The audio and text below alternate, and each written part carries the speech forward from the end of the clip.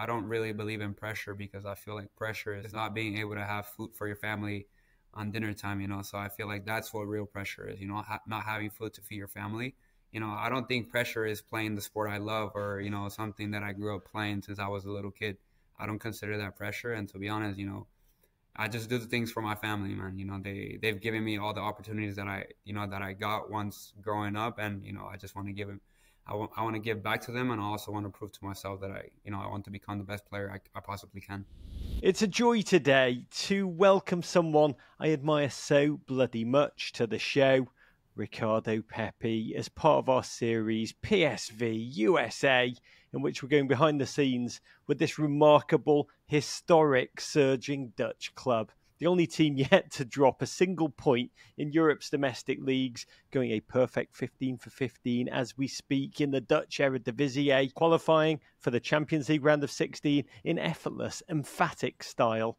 And they've also gone above and beyond on the American buddy system, bringing in not 2 American players, but a full contingent of 3, including our guest today, who is half man, half goal scoring locomotive, El Tren, a gent whose manicured beard is nearly as sharp as his eye for goal. Now a full 20 years of age, he's overcome, honestly, more than most grown men face in a lifetime. From the magical country of El Paso on the Mexico border to the bright, sparkling lights of a 92nd minute Champions League winner to secure the knockout rounds, to a year dry spell without a goal, devastatingly left off the World Cup roster, but then coming back, rising harder, sharper, and becoming the shining star of our dreams. It is a joy to welcome Mr. Ricardo Pepi. Hello, Raj. How are you, man? Thank you for having me.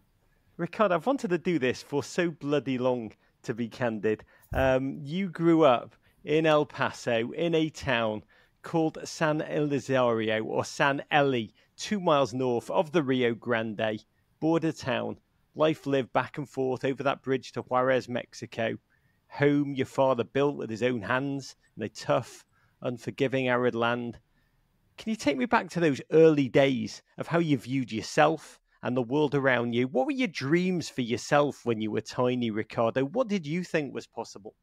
Yeah, man. To be honest, you know, growing in a small town like the one I grew in was, you know, you just wanted to play the sport every single day. You know, it was something that, you know, I run through my family on my dad's side, you know, my mother's side. Everything was around football, and so, you know, like I said, you know, every single day I remember stepping out on the pitch or stepping out, you know, in my backyard playing soccer, playing football, and so it was something that, you know, my dreams were to become a professional player one day. And, you know, and so, you know, that was always my dream as a, you know, 3, 4, 5, 6 year old, just, you know, becoming the best possible professional I can.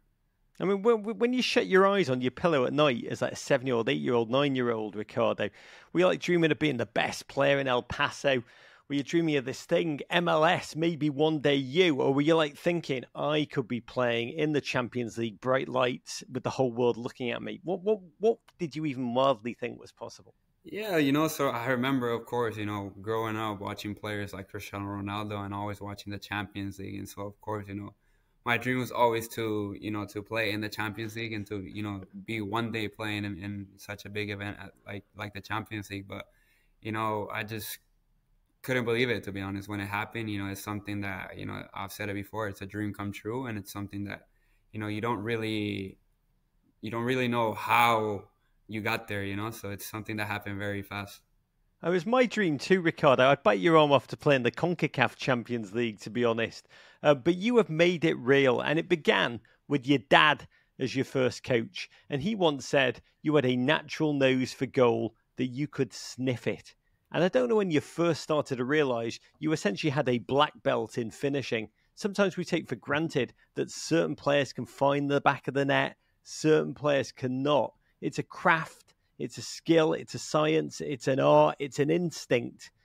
How do you understand what you can do? Is it something you've practiced, thought about, finishing? Or is it just instinctive at this part and it's just muscle memory? Yeah, I think, to be honest, you know, I feel like it's just instinctive. You know, to be honest, every time I'm in front of goal, I know how to move. I know where to put, you know, I know where I want the ball, and I know how to get it past the goalkeeper. And to be honest, like, it's something that, I just shoot on target and I know where I want the ball. I know exactly where I want the ball. And it's just something that, when I come 1v1 situation versus the goalkeeper, I know how to beat him. So yeah, it's something that's completely instinctive. And, it's something that, I think it's my talent. I mean, your rise was just born of a white hot heat. You quickly outgrew the opposition locally. You joined the FC Dallas Youth Academy at 13. The story is amazing. You made the excruciating decision to live away from your family. 13 years of age, you moved 635 miles away outside of Dallas. Again, barely 18. When most kids are perfecting their ultimate team on FIFA, you are grinding away. Your family would make the 10-hour, 635-mile drive twice a month to see you. They begged you tearfully to return. You demanded to stay, and the family moved to live with you in a suburb north of Dallas. You started to tear through the youth ranks. Started with a hat trick at 16 on your debut for FC Dallas reserve team. Used to promise your family, this I love, before every game, I'm going to score, I'm going to score, I'm going to score. And it feels, watching your rise, more often than not, you actually did. While you were still a teenager, you were an MLS All-Star, MLS Young Player of the Year, youngest player in MLS history to score a hat-trick. Ricardo, what do you base all of that natural self-confidence from? Where does it come from? Yeah, to be honest, it's a lot of people talk about pressure, and I think pressure comes from, I don't really believe in pressure because I feel like pressure is not being able to have food for your family on dinner time, So I feel like that's what real pressure is, not having food to feed your family. I don't think pressure is playing the sport I love or, something that I grew up playing since I was a little kid. I don't consider that pressure. And to be honest, I just do the things for my family, man. They've given me all the opportunities that I got once growing up, and I just want to give them. I want to give back to them, and I also want to prove to myself that I want to become the best player I possibly can. So knowing hardship, you're able to keep football in perspective and Exactly. always tell yourself it's just football, it's just a game, that you know what real struggle is. Exactly. Exactly. Because that approach, I mean, God, bottle it, sell it, because your rise meteoric September 8th, 2021, just a couple of days after scoring in the MLS All-Star game against the Liga MX All-Stars, you became a full United States international, joining up with the squad in San Pedro Sula, Honduras. Now, Ricardo, you'd grown up on the border in a family that proudly supported Mexico, Club America. You represented both El Tri and the United States at the under 17 level. When you first got that call for a full US opportunity, you've said that you asked your family for advice. They told you to follow your heart. Can you articulate what in your heart? Can you define the emotion that led you towards the United States? What were the factors that made you feel secure in that decision? Yeah, so it was always a difficult decision, growing up, having to go with the youth national team of the Mexican and the American national team was always a decision that I knew someday I was gonna have to take, and so it was something that I always had in my head, I was always thinking about it, and then came both national teams when it was time to make that decision.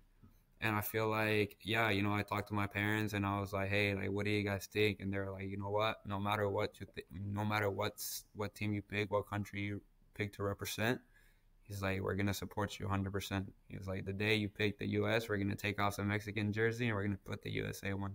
And the day you pick the Mexican national team, we're gonna put the Mexican national team jersey and we're gonna leave the USA one behind. So it was something that, just thinking about it and thinking about the opportunities that both national teams gave me and the path they had for me, and it was just easy to be able to decide, because the U.S. wanted me to join them in the World Cup qualifiers, which is something that it's a big deal, qualifying for the World Cup and giving you an opportunity to be in the World Cup was something that it's for me it's something that I didn't even have to think about, because Mexico wanted me to play for the U20s and then eventually make my way up to the first team, and I was like, I feel like I'm past that. So, eventually the U.S. gave me the better opportunities. And so it was easy to decide where I wanted to go. They gave you the opportunity, and Ricardo, you seized it. I'd say with both hands, but it was with your feet and your head. As you say, it was during World Cup qualifying for the 2022 World Cup. United States squad you joined. I mean, we often forget this, but it was faltering when you joined it. Just a joyful, youthful roster, but it was low on goals. Uncohesive team play, 2 draws to start the qualifying campaign. There was a moment at the beginning when the team was on shaky ground, and into this, you arrived as an 18-year-old. I mean, you look, to be honest, you look like a man boy when you arrived from afar. And listeners who are listening to this, think about what you were doing when you were 18. That's what I did when I watched Ricardo Pepi arrive in camp. But, I mean, Ricardo Pepi did something very different than what I would have done had I been thrown into that milieu. Because in your first bloody game, a start against Honduras, with a score tied at 1-1 in the 75th minute, trailing at the half. I mean, that was darkness. That halftime was a darkness for all of us. Right. A lofted, hopeful cross from DeAndre Yedlin. You hung in the air for what seemed an eternity. Ricardo Pepi announcing himself to the United States, turning the game upside down. You added 2 assists in what was ultimately a 4-1 win. Proceeded to score both goals in a 2-0 win over Jamaica in the very next game. Suddenly, the United States was top of the table. We were on our way to the World Cup. How did it feel for you, that international break, which began with you, would you get minutes, ended with you suddenly becoming the man for your nation while still young enough to be a boy? Yeah, I mean, to be honest, it was a special moment, scoring my first goal for the national team in such an important game. Because I remember the 2 games before that, a draw versus El Salvador and a draw versus Canada. It was something I couldn't really believe because, having those results that we didn't want in the beginning, and then, eventually Greg told me, what, like, you're starting that game away in Honduras. And so I was like, okay. Were you nervous? I wasn't really nervous, but it was something that I wasn't really expecting, I wasn't really expecting. It was something that... What did you say? Did you just go, yeah, cool, Greg? Wait, yeah. Did you feel nerves? Yeah, Ricardo? yeah. So it was something that we were on our way actually, and on the plane, like he told me on the plane, and we were like, I was like, I had some time to digest it, and it was something that of course, it was like I said, like a dream come true as well. It was something playing for the national team, starting this and that, and so But like you I get said, nervous, Ricardo? Normal people, got to be candid, would crap their pants a little bit. Do you get nervous, or are you just like, okay, let's do this? I assumed the role, man. I was ready because the 2 games before, I knew we needed a score, and I knew we needed to win the 3rd game, and so I was like, okay, like I'm coming off a good moment with my team. I just scored in the MLS All-Star game, so I'm coming off a good moment. So I believed in myself, and I have a lot of, I have a lot of confidence in myself as well. So. Having the players I had around me, I knew they were quality, and so I was just ready for the moment, to be honest. And it was something that, we were down 1-0 at halftime, and, everything was, wasn't feeling so well. And then we came the second half, and then we decided to, put a little bit more intensity. And so, you can talk to my dad, and he's told me before, like, hey, I thought you were coming off at half because, you guys didn't really look good, I was like, yeah. And so eventually, I stayed on the pitch and, went out and finished out the whole game, scored a goal, and had 2 assists. So it was something that, immediately changed. God, by the way, listeners, if I were to get a tattoo, I would get what you just said, Ricardo. Assume the role. Just assume the role. By the way, how does it work, Ricardo? How does Greg break the news? Does he just walk up and take the seat next to you on the plane and just drop the news? Does he beckon you to the front of the plane and have you stand up while he tells you? How exactly is this news broken? Yeah, okay, so back then when I first started with the national team, usually the starters, the player who would start, would get an iPad, and in this iPad you would be able to review the opponent, and you would be able to see like, hey, the other team and this and that. And so on the plane, I remember I got that iPad and I was like, okay, like this means I'm starting, right? Like I asked one of my teammates, I was like, hey, this means I'm starting, right? And they were like, yeah, if you get that iPad, you usually start. And so that's when I knew. I was like, okay, like I'm starting the next game. And so, yeah, I mean, like I say, it was something that I was just like, yeah, it's very important for the team. Like, we tied the last 2 games, so we need to win this 3rd one. So that iPad, it's like the golden ticket to the Willy Wonka, the Greg Exactly. Berhalter version of the Willy Wonka factory. Exactly. I said that your rise was meteoric, and I meant it, because suddenly you were bought by German Bundesliga team Augsburg for $20 million. You were just 20 years old. not able to legally drink in the United States. But life is, success is never a straight line. That move, it didn't go as planned. Augsburg is, well, simply put, a world away from Dallas, a city that's 30 miles west of Munich in Bavaria. It's historic, it's beautiful, the architecture, it's a Yeah. college town. But the club were deep in a relegation fight, ultimately finishing the season 14th. And the culture in that locker room, I mean, a Bundesliga locker room can be amongst the most clinically cutthroat in football. And I thought about you when you arrived, a teenager. I think you were living abroad for the first time. Not a decent breakfast taco in sight, Ricardo. What did you wish you'd known or learned earlier to try and mitigate against some of the culture shock? Yeah, to be honest, it was something that you know, like I said, it was completely black and white, you know, completely different from what I came from in Dallas, you know, even the weather. I remember the first training I arrived there, it was already snowing. First day I got there, and I was like, wow, like, this is completely different, you know. And so, you know, to be honest, I didn't really know what to expect when I first got there. You know, I didn't know what to expect with the club. I didn't know what to expect with the weather, and you know, it was something that I was just like, okay, like I'm gonna get adapted to, and you know, so yeah, I mean, to be honest, I wish I would have known how, you know, things worked a little better. You know, I wish I would have known how the weather was a little bit, but, you know, it's something that I completely don't regret. You know, I don't regret making that move. I don't regret, you know, eventually I feel like it made me a better person. Yeah, I mean, I'm fascinated by this process because you do. I mean, we now know, spoiler alert, you survive, you thrive. But this was the first experience of adversity in your football career. I mean, there was almost an entire year you, a natural goal scorer, an instinctive goal scorer, did not find the back of the net for club or country. And I can't imagine what that was like living away from your family, your support network. You know, where did you derive comfort in that time, Ricardo? Did you work with a mental coach? You know, what did you tell yourself in your own head in those the hardest of days when the goals wouldn't go in and the coaches were not giving you, you know, they weren't handing you the iPad, so to speak?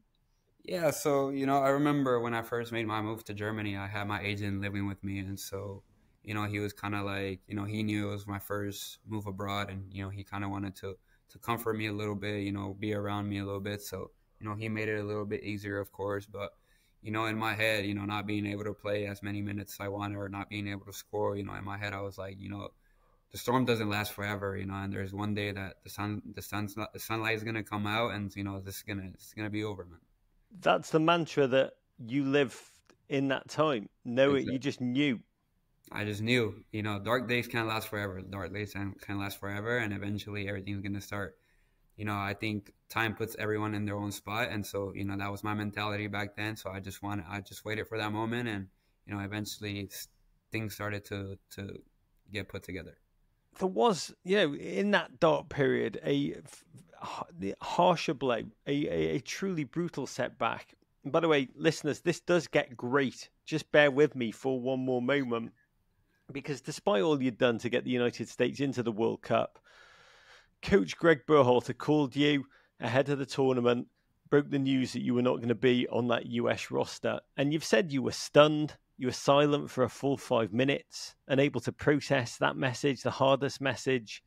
Um, how long did it take for you to, you know, to let that sink in fully?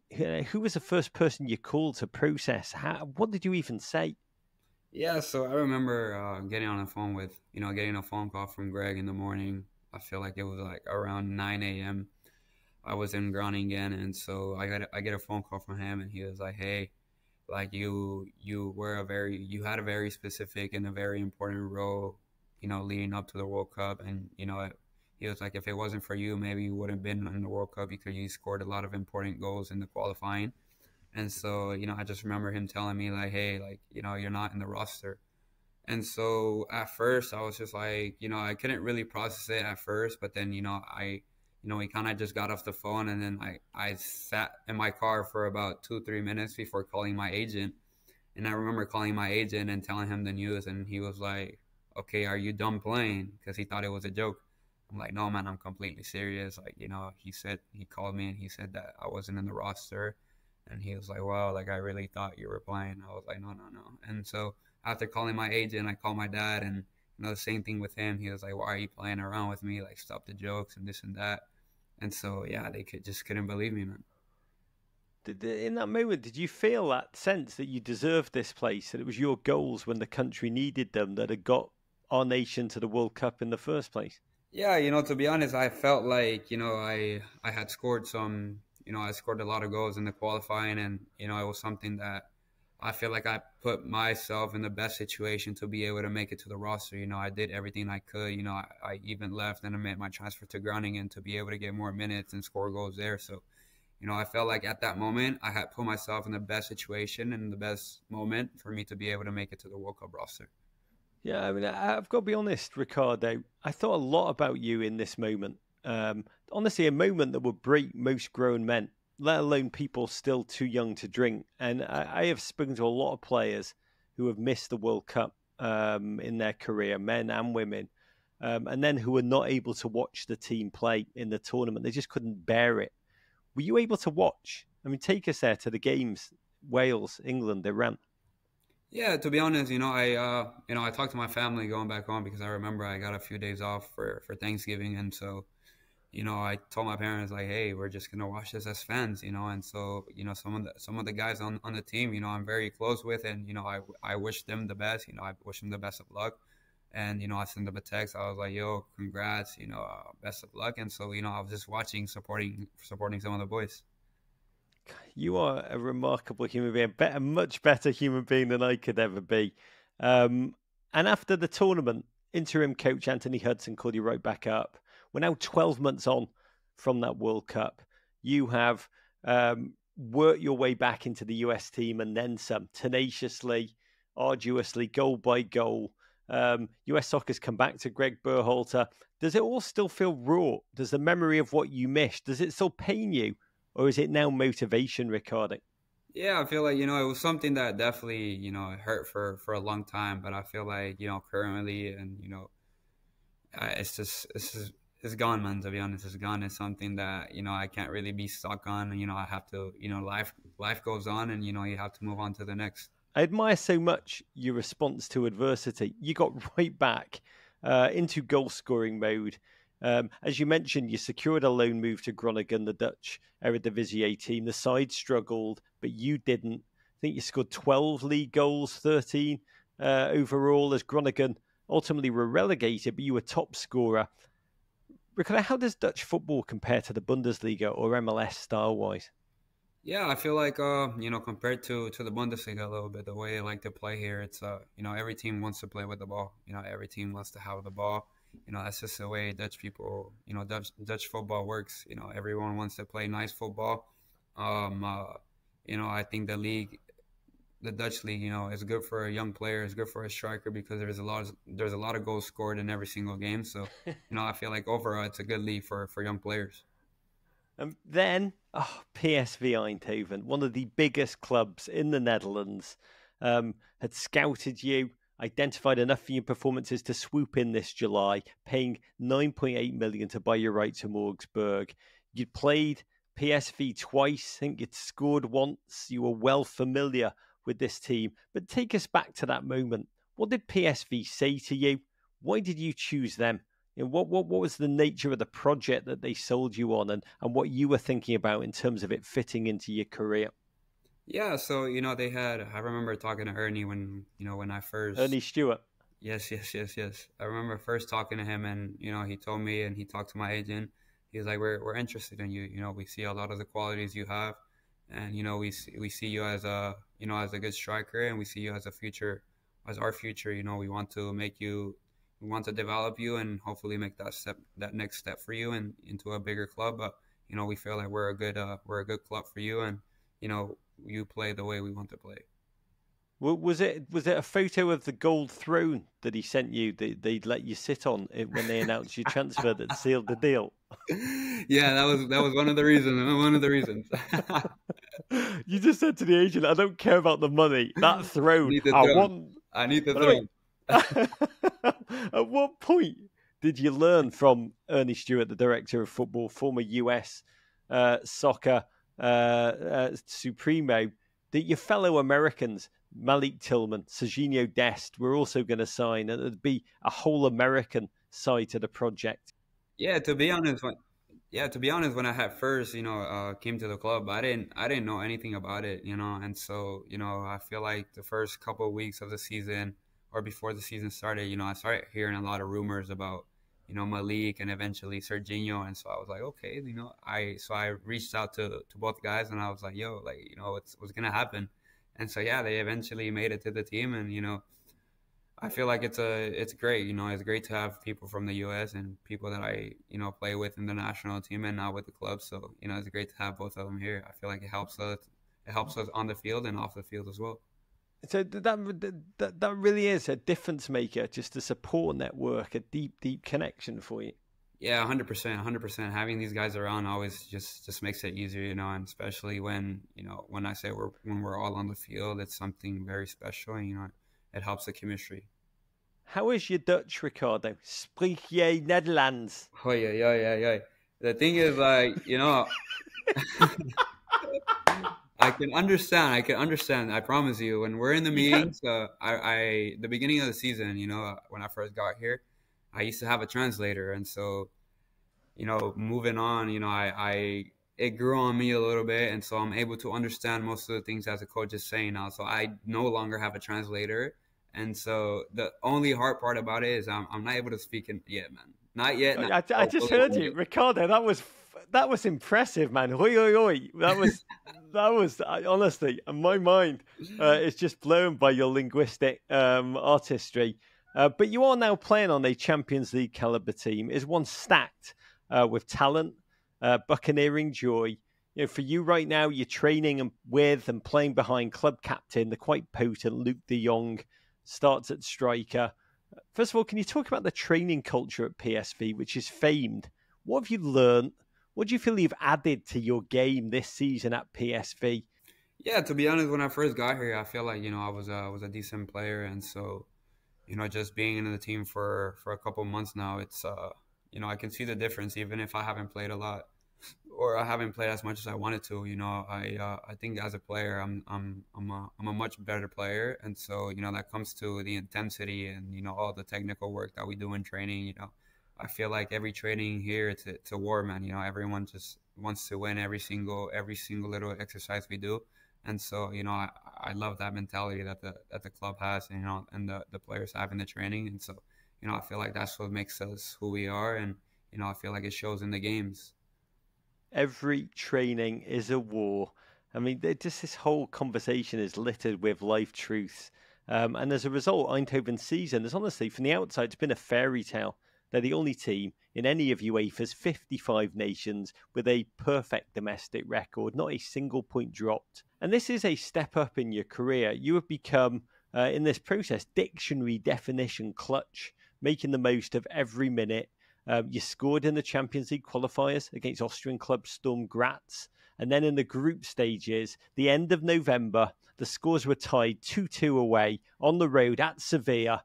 Your PSV needed a win to qualify for the knockout rounds, which would just be a remarkable achievement in a Champions League in which money and balance sheets translate to success. PSV bucking that trend. And you came on as a substitute in the 82nd minute, as you did. You turned to your teammate, Patrick Van Arnholt, former Crystal Palace fullback, as you both came into the game. I believe you said, "This is our moment," which is like something ripped from a movie, Ricardo. Do you always say that when you come on? Or did that moment really feel predestined in your mind? To be honest, it was it was something where I felt like we had a lot of momentum coming into the game because we had already tied the game, and so we came onto the pitch, and yeah, like you said, I told Patrick like, hey man, this is our chance to turn this around, and so I just looked at him, and he was like, yeah man, this is our opportunity, and so just coming into the game, I knew it was gonna happen. To be honest, I just had a feeling where I'm a What's that play. feel like, Ricardo? I'm genuinely put into words. We've not lived there. We've not trotted onto the field in the Champions League in a clutch moment. What does it feel like when you know it's going to be the moment? Do you just feel electric on the ball? Yeah, man. To be honest, you just start feeling great. You feel like you can't be stopped. You can do anything you want on the pitch, and eventually you're just waiting for that moment to come. And so that was me in the moment. I was feeling good on the ball. I was feeling confident, and so that moment came, and so I just rose up in the air and put the header in the back of the net. You make it seem so effortless and easy. 92nd minute, that was the moment. It happened.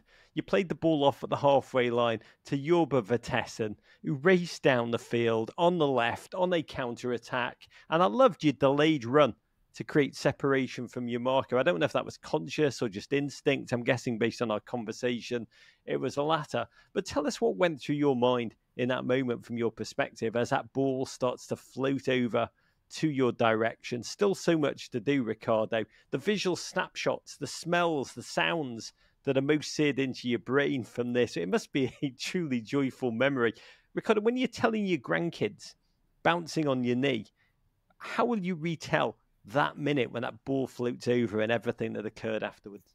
Yeah, yeah. So to be honest, it was it was something that you don't really think about how you're gonna move in the box as a striker. It's something that you just look for space. And so I remember running into the first post initially, and seeing the space behind me, and I knew there was a lot of space and no one to cover me.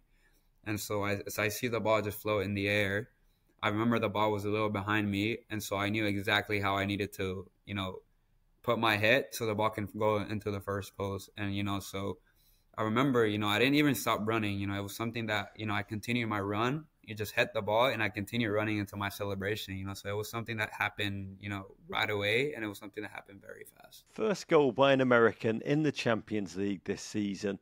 First Champions League goal for you, Ricardo Pepi. You 20-year-old from El Paso, Texas. Watching, stunned. I remember sitting on my couch watching you.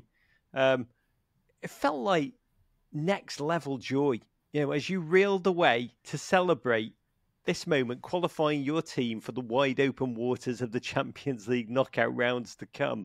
It felt to me as if so much of the past year was rolling off you in that moment. Just the adversity, the challenge, the challenges met, the challenges overcome. Did it feel that way to you? Yeah, 100%. It was something that, a lot of people, they always talk about Ricardo Pepi not playing enough. They talk about, Ricardo Pepi is not producing this and that. And so, eventually I don't really listen to people talk about me at all. I'm not really focused on what they say. The true reason is that I'm here for myself and I'm here to help the team I'm in. And so, I've always, like I said, I've always had that nose for goal, and, I knew that was my moment. And so it felt great to be able to help the team qualify for the next round. And, eventually that is one of the most important goals I've scored in my career so far, if not the most important. I mean, the front page of Sport Vereld featured you, Ricardo Pepi, on its cover with the headline Waanzinnig. I don't need you to, my Dutch is good enough for this one, to translate it to crazy, insane, beautiful word. And as you look at that highlight, as you think about it, do you feel did you feel a sense? I'm sure you watched it a lot the next day. I don't know if you do watch your clips afterwards. Did you get a feeling of all of us across America looking at you with wonder and awe, including Greg Berhalter? Did you feel a sense of vindication? Yeah, man. To be honest, it's something that when I score or when something like that happens, I can't really. I have to sit down and kind of just be able to digest everything that happens. And so I didn't do that until the next day. And so I remember calling my mother and calling my father, and my mother crying on the phone to me, being just showing how happy she was, and getting a text from Greg, getting a text from my agent, all the people showing their support, even on like social media. And it just felt great to be able to represent the U.S. And represent my family, and on the biggest stage. Did you get texts from all the players? Does a WhatsApp group just light up when you do something like that? Yeah. I got texts from some of the players, just saying congrats, and yeah, that was great, man. To be honest. It's amazing. A week later, you needed all the 2 minutes to come off the bench in a league game against Heerenveen, score again. I think you were man of the match in that one. Your team still hasn't dropped a point. Champions League knockout rounds lie ahead. When you talk as a squad, what's the goal for PSV Eindhoven this season? What are your aims? Yeah, man, we want to be champion. We want to be champion. There's only one goal for the team. Being champions this year is the most important for every single player we have here. And of course, being able to take every team serious and being able to beat everyone. So yeah. Internally for yourself, what are your individual targets for Yeah, 2024? individually, I feel like this year, I just want to be able to, grow as a player, become a better player, of course, and, get hit double digits when it comes to scoring goals, finish the league or finish the season with around 15, 20 goals. So that's my target every single year. And so a lot of people think it's something crazy, but I think it's possible. So, I set my standards high. And so that's the best way, to Can challenge I ask you myself. very, very succinctly, like you are coming off the bench, you are making the most of every moment. I mean, we talked about you earlier being so bloody clutch that you don't just come on and cameo minutes. You make crap happen mentally, physically when you come on. What is the secret to being clutch in life? Yeah, I feel like, to be honest, I feel it's all about mentality, man. And I've talked to my agent about this, and I'll talk to my dad about this, and it's something that I don't ever stop believing to the ref blows the whistle. It can be. I know I only need a couple seconds to score a goal. In 1 second, you can have an opportunity in front of goal, and it takes 1 second to score a goal, and so that's my mentality every single time I come off the bench. To score. In my head, I'm always like, yeah, I'm gonna score. I'm gonna score. And if not, like I said, I don't stop believing until the ref blows the whistle. Are you pissed if you come off and you've not scored, by the way? 100%, 100%, 100%. And I feel You, bad. I feel bad for my family because they have to hear from me every single time that I don't score.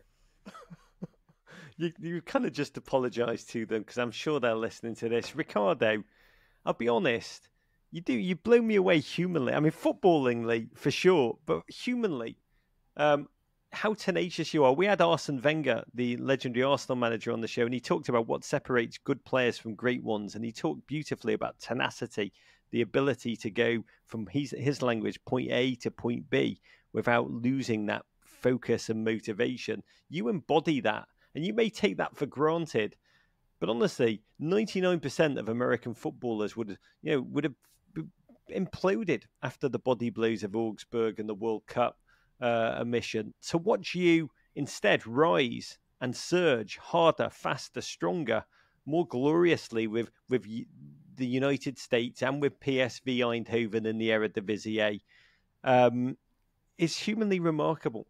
And I don't know how you did it. I still don't. When you look at the last year, in which you've suffered, and in which you've experienced just the childhood dream of Champions League glory, persevering where so many others would have wilted.